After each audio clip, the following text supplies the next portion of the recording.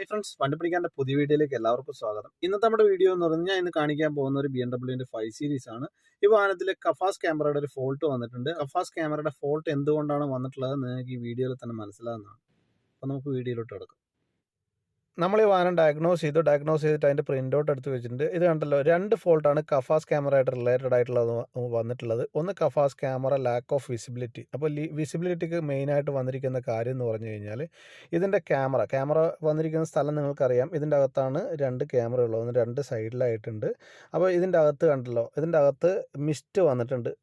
Glass clean അല്ല, ഇതിൻ്റെ അകത്ത് ഡാമേജ് വന്നിട്ടുണ്ട്. അതിൻ്റെ അകത്ത് കണ്ടല്ലോ. അപ്പോൾ കൃത്യമായിട്ട് ആ ക്യാമറ ക്യാച്ച് ചെയ്യുന്നില്ല.